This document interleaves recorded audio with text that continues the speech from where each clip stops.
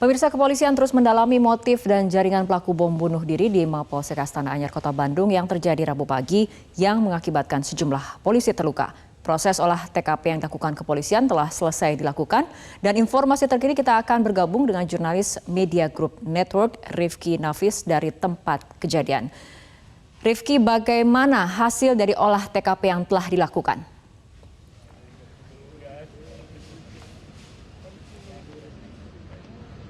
Ya, Fitri dan juga pemirsa, memang saat ini adalah kondisi terkini yang ada di lokasi Mapolsek Astana Anyar, Kota Bandung. Dan memang kalau kita lihat saat ini, olah TKP yang sudah dihentikan, namun pihak kepolisian masih terus melakukan pendalaman. Dan kalau kita lihat saat ini, gedung Mapolsek Astana Anyar sendiri sudah diblokade dan juga dibarikade gitu ya, dengan pembatasan dan juga garis polisi.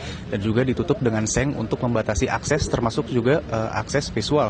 Dan memang kalau kita bisa menggambarkan kondisi ataupun situasi terkini di lapangan saat ini sudah mulai relatif kondusif dibandingkan pada siang atau sore hari tadi, terutama ketika Puslap 4 dan juga tim Inafis Polda Jabar meninggalkan lokasi. Dan memang kalau boleh kita ceritakan kembali, bom bunuh diri yang terjadi di Mapolsek Astana Anyar ini terjadi pada pukul 8.20 waktu Indonesia Barat, dan itu juga merupakan hal ataupun hasil dari penyelidikan yang sejauh ini dilakukan oleh pihak kepolisian, di mana pada saat itu pihak kepolisian atau personel kepolisian di Mapolsek Astana Anyar sendiri tengah melakukan apel pagi, dan pada saat melakukan apel pagi pelaku mencoba masuk ke dalam bangunan, kemudian saat dihentikan dia mengacungkan senjata tajam yang kemudian tidak lama setelah itu dia meledakkan diri, sehingga memang ledakan ini mengakibatkan 11 orang luka-luka, dan termasuk satu diantaranya adalah masyarakat yang saat itu tengah melintas daerah Mapolsek Astana Anyar, Kota Bandung. Dan memang kalau kita lihat kondisi saat ini juga pihak kepolisian masih terus menjaga dan menyiagakan personelnya di area Mapolsek Astana Anyar, Kota Bandung. Namun memang hingga saat ini pihak kepolisian masih cukup terbatas dalam memberikan keterangannya, apalagi terkait dengan perkembangannya. Namun yang jelas saat ini korban-korban yang terluka sudah dibawa ke rumah sakit, dan ada beberapa diantaranya memang sudah dipulangkan karena memang lukanya sudah dapat ditangani. Dan saat ini kami akan mencoba untuk bertanya dan mendengarkan pernyataan dari Kabid Humas Polda Jabar, Kombes Pol Ibrahim Tompo.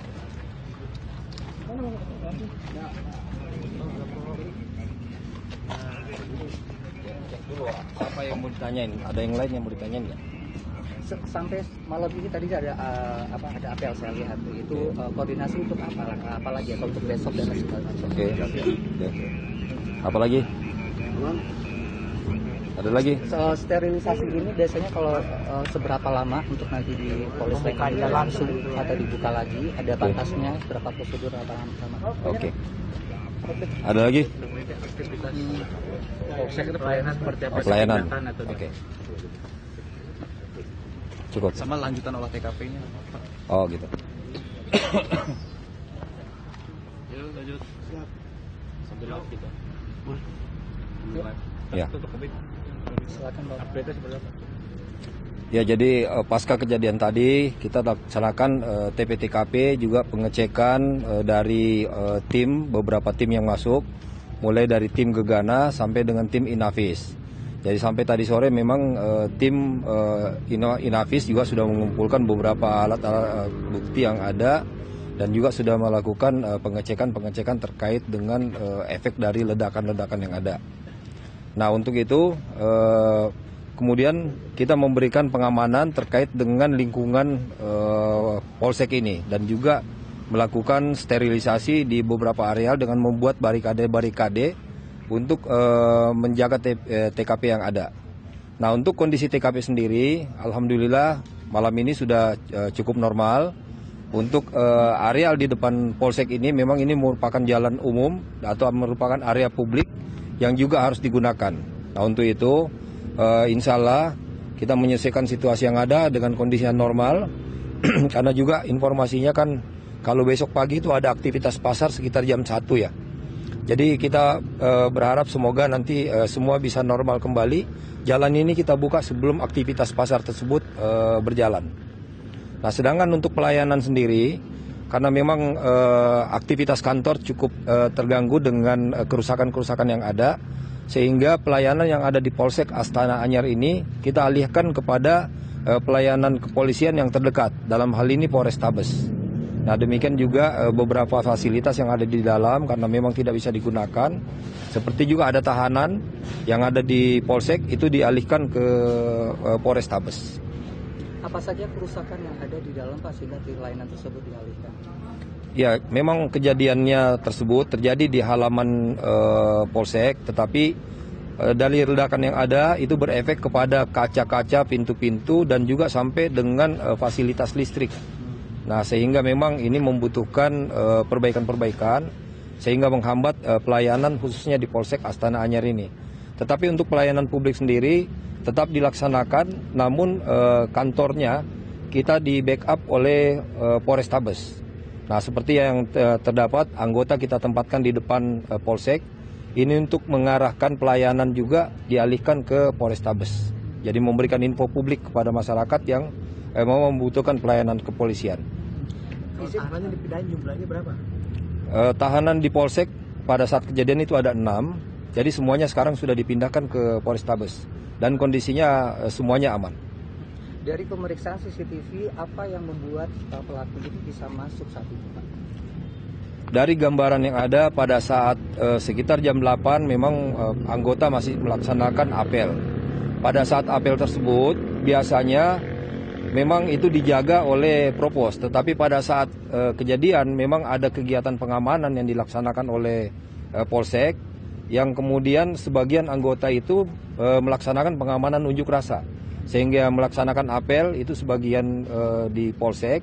Dan memang pada saat itu Propos tidak menjaga pintu, dan kebetulan pintunya sedikit terbuka.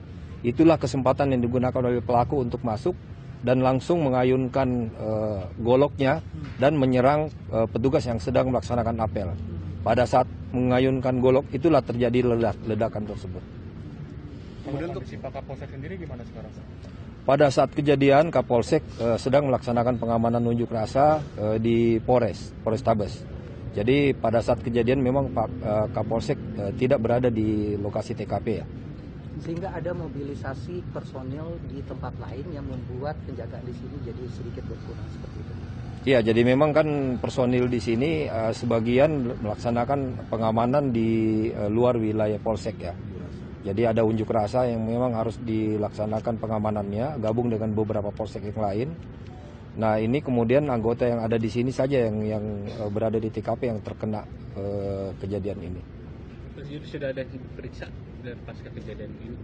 Yang sudah diperiksa atau pengembangan dari kasus? Oh, jadi kalau terkait lidik kita belum bisa menginformasikan kepada publik karena memang lidik ini bagian teknis yang memang harus lebih tertutup ya. Nanti informasi update-nya apabila ada perkembangan nanti akan kita informasikan kembali ke masyarakat. Untuk olah TKP selanjutnya sendiri bagaimana Pak? Kapan akan dilaksanakan? Untuk olah TKP sebenarnya pada prinsipnya sudah selesai. Tinggal sekarang penanganan melalui Inavis karena memang membutuhkan pemeriksaan melalui saintifik ya, melalui pemeriksaan lab. Nah, ini yang tahapan berikutnya. Sedangkan di TKP-nya sendiri sudah selesai. Dan alhamdulillah memang kondisinya sudah bisa kita anggap normal kembali. Hanya memang karena ada beberapa kerusakan yang harus dilaksanakan perbaikan sehingga masih ditutup.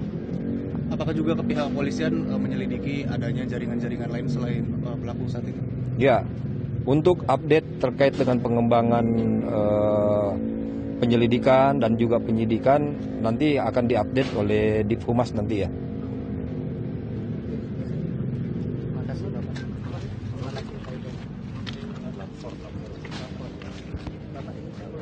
Ya, itu tadi Fitri dan juga pemirsa keterangan langsung oleh Kabid Humas Polda Jawa Barat, Kombes Pol Ibrahim Tompo, yang memang menyatakan saat ini pihaknya masih terus mendalami terutama terkait dengan penyelidikan yang nantinya akan disampaikan oleh Humas dari Polri itu sendiri. Namun memang saat ini yang sudah dikonfirmasi adalah pelaku melakukan penyerangan pukul 8.20, namun sebelumnya mengacungkan senjata tajam dan juga meledakkan dirinya sehingga menimbulkan korban jiwa. Fitri. Baik, Rifki Nafis, terima kasih atas laporan Anda langsung dari Bandung, Jawa Barat.